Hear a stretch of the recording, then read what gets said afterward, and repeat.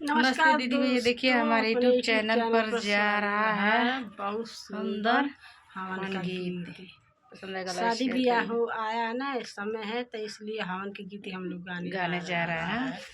पसंद है गला इसे कई घंटे में 2 घंटे जरूर है। फुल आज में देखिएगा। चंदन के पेड़ बड़ा भारी हवन होला हमारी दुआरी। चंदन के पेड़ बड़ा भारी हवन होला हमारी दुआरी। हमारी दुआरी हो हमारी दुआरी, हमारी दुआरी हो हमारी दुआरी। चंदन के पेड़ बड़ा भारी हवन होला हमारी दुआरी।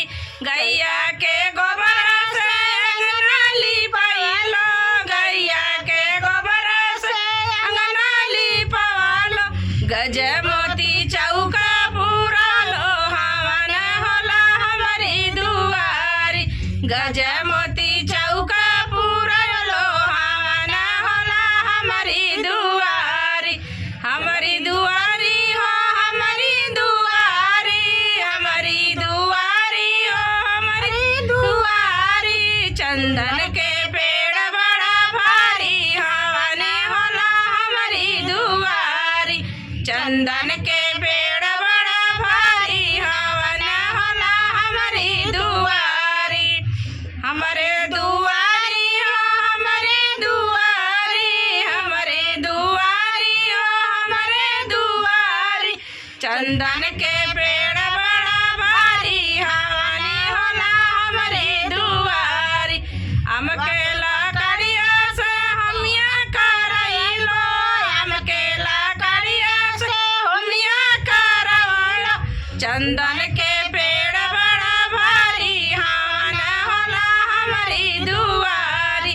चंदन के पेड़ बड़ा भारी हवन होला हमारी दुआरी। मलिया के घरवा से फूल मंगाइबो, मलिया के घरवा से फूल मंगाइबो। चंदन के पेड़ बड़ा भारी हवन होला हमारी दुआरी। चंदन के पेड़ बड़ा भारी हवन होला हमारी दुआरी। हमारी दुआरी हो हमारी दुआरी, हमारी दुआरी हो हमारी दुआरी। गौआ के जुटा नर नारी हानि होला हमारी दुआरी। गौआ के जुटा नर नारी हानि होला हमारी दुआरी। कोहरा के घरवा से कलशा मंगाइबो, कोहरा के घरवा से कलशा मंगाइबो। कलशा भरे बड़ी बारी हवनी होला हमारी दुआरी। कलशा भरे बड़ी बारी हवनी होला हमारी दुआरी।